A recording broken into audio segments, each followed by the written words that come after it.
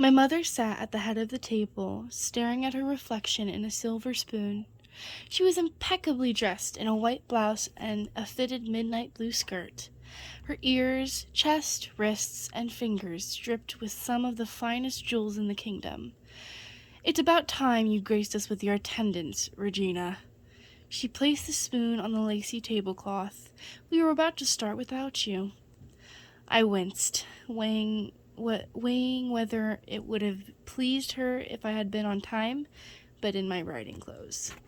In the conclusion of my brief inner debate, I figured she would not have been satisfied no matter what I had done. Our guest, who until then had her back to me, promptly scooted out of her chair with a dreadful screech. She stood and gave me a little curtsy as I entered the sunlit room. I was happy to see she was not a pitiful old maid. She appeared to be about my age, only taller and thinner. Her flaxen hair twisted and swirled around the crown of her head, feeding onto an off-center bun at the nape of her neck. The style was fashionable enough, yet some tendrils were seemingly too stubborn to remain smooth in place, and instead floated about her head like silken spider webs. Her deep green dress was plain and ill-fitting, but I remembered the one I'd chosen to wear was little to boast about either.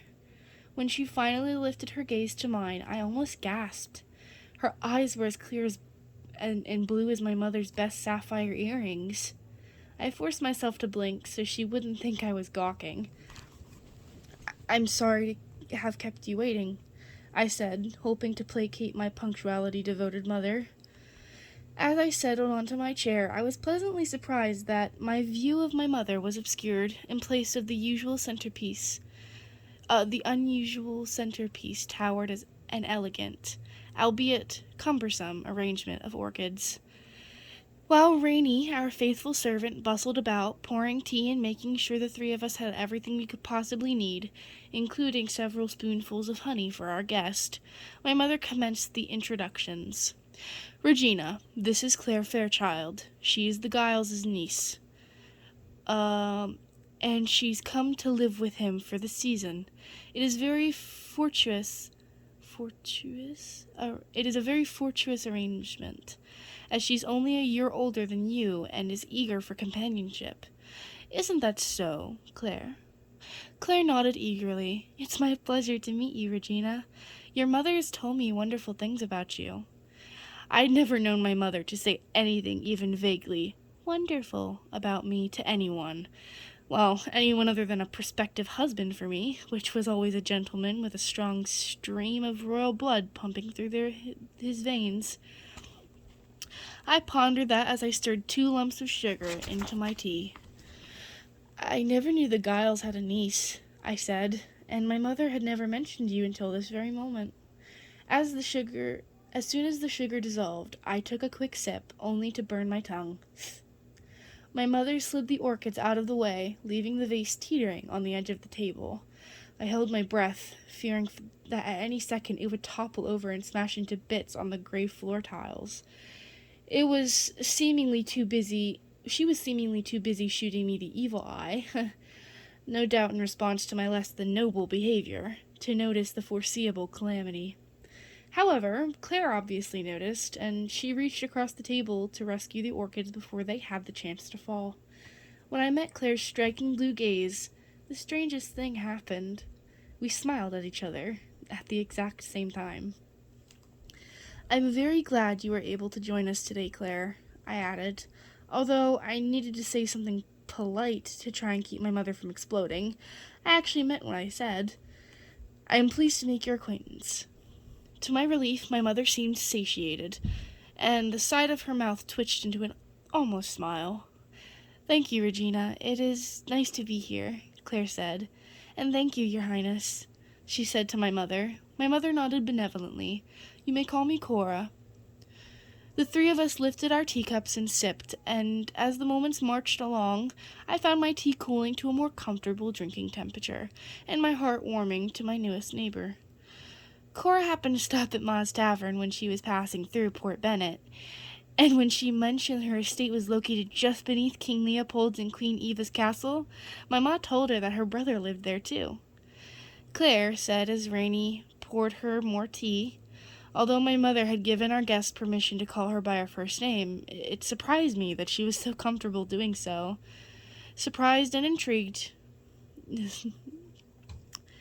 She told my ma it's a wonderful place for a young unmarried lady to find a suitable husband. It was music to her ears, as you can only imagine the sorts of fellows who'd drawn to a port town.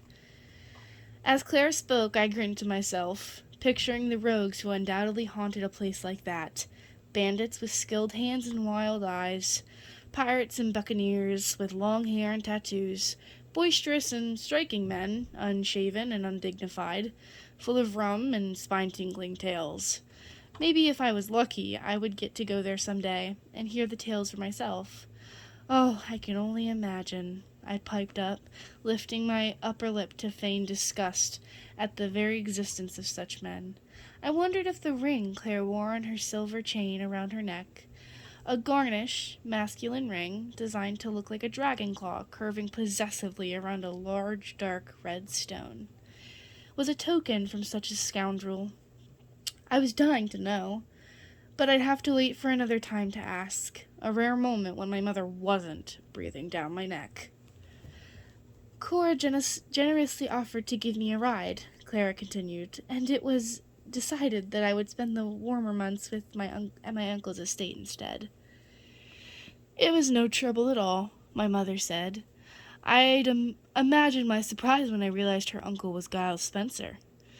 I highly doubt Giles would have offered to take in his niece of his own volition.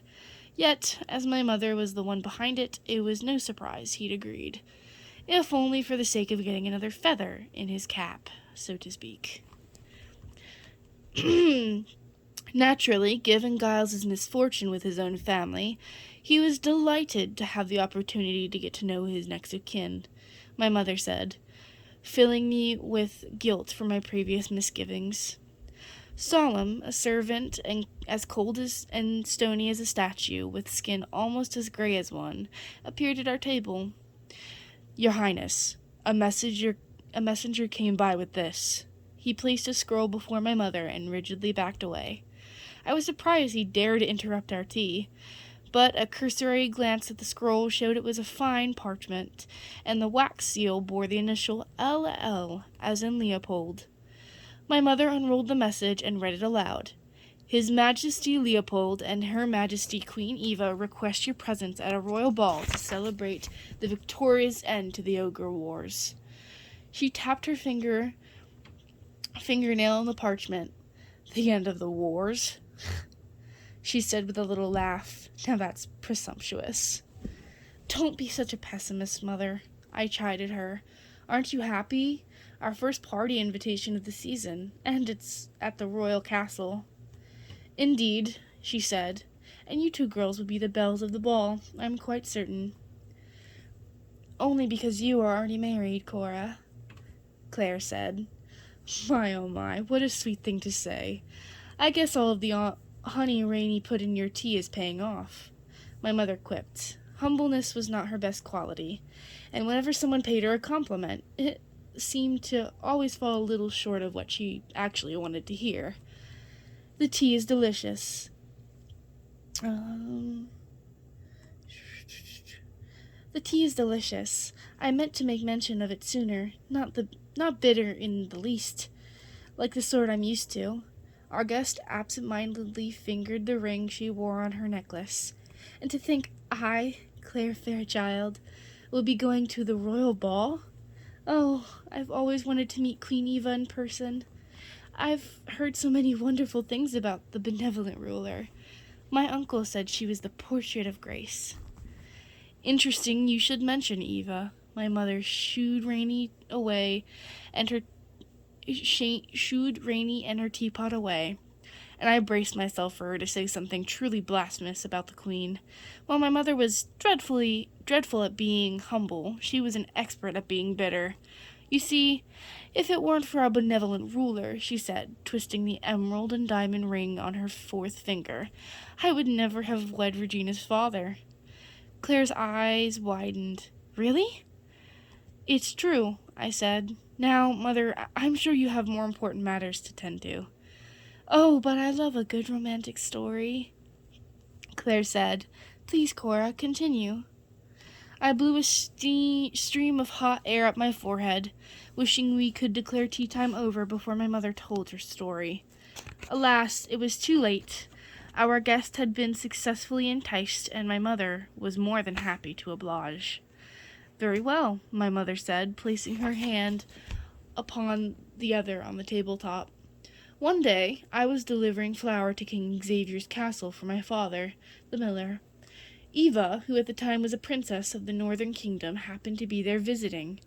I was making my way to the kitchen with the bags of flour when she tripped me, and she began complaining that my clumsiness had ruined her shoes. I don't understand. Why would she trip you? Claire blinked. It doesn't seem like civil, let alone royal behavior, if you ask me. I wondered if my mother would chastise Claire for having interrupted, but instead she merely threw back her head and laughed. Oh, Claire, you dumb little lamb. You'd be surprised at the sort of debauchery that goes on within castle walls.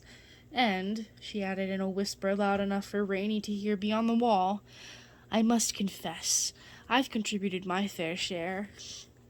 Queen Eva actually has a valid reason for despising my mother, I told Claire, trying to push forward through the embarrassment of my mother's previous admission. Regina is correct, my mother said. If I can trust you with a secret, I will tell you. Of course, Claire agreed. I'm good at keeping secrets. You see, before that fateful day, Eva publicly humiliated me. Though no fault of my own, Leopold had fallen in love with me. He wanted to marry me. The problem was, he had been engaged to Princess Eva since birth. But they're married now, so what happened?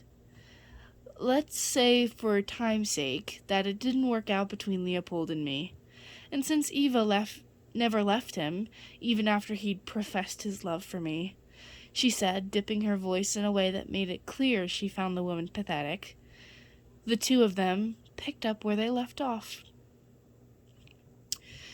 What did you do after Eva tripped you? Claire prompted, sitting on the edge of her chair. King Xavier commanded me to kneel and apologize to her. Consumed with the memory, my mother's eyes blazed with fury. It might have been my mind playing tricks on me, but it felt like the temperature in the room had dropped. Claire was rubbing her arms as if she'd caught a sudden chill, too. And as luck would have it, my mother continued, the king was hosting a masquerade ball so his son could choose a bride. His son is Prince Henry, my father, I interjected, although everybody in the Enchanted Forest, and I'd wager those living way out in Port Bennett, knew that. I showed up to the ball uninvited, and when the king threatened me, I told him I could save his kingdom by spinning straw into gold. My mother said, of course, that kind of magic seemed impossible to him, so he put me to the test. He locked me up in the tower, and I had to spin a room full of straw into gold. If I succeeded, I would be married to the prince. If I failed, I would be executed. I'm living proof that it is possible, and shortly thereafter, I had the supreme pleasure of looking King Xavier in the eye, and while I said, I do, to his son. Claire's blue eyes gleamed as my mother finished. I've never met somebody who can spin straw into gold. That's a fascinating story. For a moment or two she sat in silence, absently dunking a biscuit into her tea. I guessed she was probably picturing my mother's magical feat in her mind. Goodness, these biscuits are delectable. Did you bake them yourself, Cora? I shuddered at the thought of my mother cooking anything at all. She wouldn't be caught dead doing something as banal or beneath her as baking. My mother laughed heartily. Oh, goodness, no. A sweet old lady came by on her way to the castle, peddling her baked goods. I think she called herself Granny Lucas. Well, then, my sincerest compliments to you for having the good sense to buy them, Claire said. I wasn't sure how I felt about Claire complimenting my mother so often, and the way she hung on to my mother's every word, although I would be fooling myself if I claimed I never stroked my mother's ego. Mostly I did it to win her approval. It seemed nothing I ever did worked to that end, at least not for long. I reached for the biscuits, but my mother slapped my hand away. "You've had enough, Regina," she said, almost sweetly. "I've only had one. I'd like another." I sounded like a little girl, and I hated myself for it. My mother placed her palm on King Leopold's and Queen Eva's invitation, flattening and smoothing it into the table, as its edges had begun rolling back. "It's officially party season, my dear daughter. If you're going to become queen, you'd best stay away from baked goods." I could feel my blood begin to boil. I wish I were able to say I couldn't believe my mother would say such a thing, but I could. I hated that she'd said it in front of someone whom I might like to become friends with. Under the table, I twisted my hands together until they began to ache, as an alternative. "Forgive me, Cora, but your daughter is one of the fairest young ladies I have ever seen. Any man, royal or not, would be lucky to have her as a bride." Claire popped the last bite of her biscuit into her mouth. Though her hands trembled, the girl somehow managed to look my mother straight in the eye. A strange sensation flooded my stomach. On one hand, I wanted to leap up from my chair and hug Claire. On the other, I felt nauseated as I waited to see how my mother would react. Never before had somebody stuck out her neck for me. As I held my breath, my mother's back stiffened and the left side of her mouth rose. "Claire, you're quite correct." At that very moment, I had a good feeling about the blonde girl who sat on my right hand. I finished the last drops of my tea, thinking how fortunate I would be to have Claire Fairchild as a friend.